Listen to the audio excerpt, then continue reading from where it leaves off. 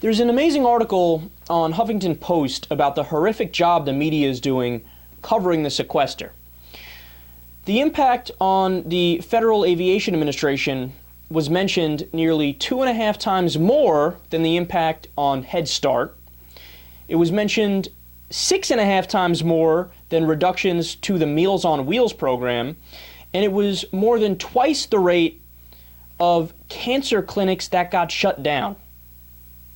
Now let me stop there. Think about that. The media would rather talk about the Federal Aviation Administration and the slight delays at airports, which by the way is a news story. I'm not saying it's not, right?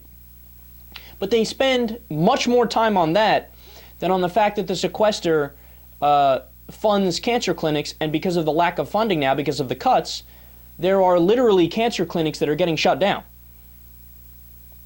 Isn't that a little bit more important? Shouldn't that be prioritized a little bit higher? Well, then I did some more research. Here are other things that are not getting discussed.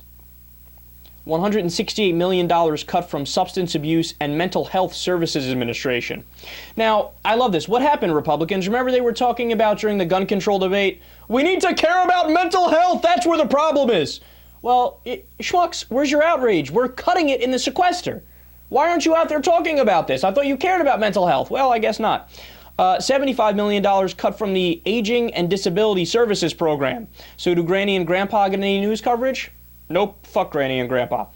$19 million cut from Housing for the Elderly. The media's not talking about that. $928 million cut from FEMA's disaster relief money, because who needs FEMA? It's not like we ever have hurricanes called Katrina or Sandy or anything like that. $10 million cut from the World Trade Center Health Program Fund. That's the first responder heroes that we all care so deeply about. Well, apparently the media doesn't. Where the fuck are they on this, man? That's the first responders' money for their health care. It's getting cut and the media is not talking about that. That sounds like a pretty important story. $53 million cut from food safety and inspection. $57 million cut from the healthcare fraud and abuse control. What happened, Fox News? They love covering fraud cases because they try to use that as a bad argument to say, well, look, we obviously have to completely get rid of Medicare because there's a little bit of fraud in there.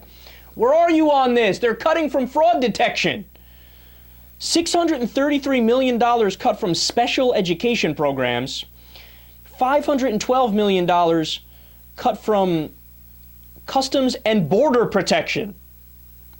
Republicans, this is your wheelhouse and you're not talking about it.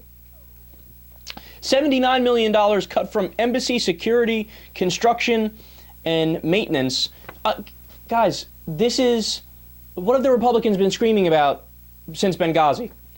Oh my God, embassy protection, we need to protect the embassy. Well, the sequester has a $79 million cut for embassy security, and what's the response? Come on, man, this is horrendous. CNN's not doing their job, MSNBC's not doing their job, Fox News isn't doing their job, even if they just want to politicize it and talk about only the things they care about. There's so many things in the sequester that are getting cut as we speak that devastate the American public. And the only one they're wasting their time on is 27-minute delays at the airport. Now, look, here's the most interesting question about this. Why? Why are they missing out? Why are they not doing their job right? And I thought about it all morning, and I don't have a concrete, solid answer. It's not set in stone. All I can make is an educated guess. And the best thing I could come up with is that it has to do with access. So if CNN wants to have, the first news from a Republican senator or a Democratic senator who's going to run for president in the next election, and they want to get the exclusive, and they want to be the first ones out there so they can, wave the banner of, we're the best in news, right? Well, are they going to go to any news organization that's been hammering them? If you are essentially calling them people who don't care about dying elderly people, right? You don't care about cancer patients. Are they likely to go to that organization, or are they more likely to go to the organization that hasn't been attacking them? Well, obviously they're more likely to go to who's softer on them.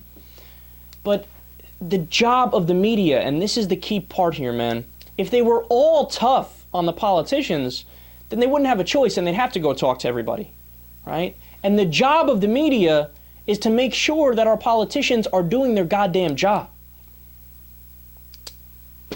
But to not talk about all of these incredibly important things, I mean, that is an epic failure.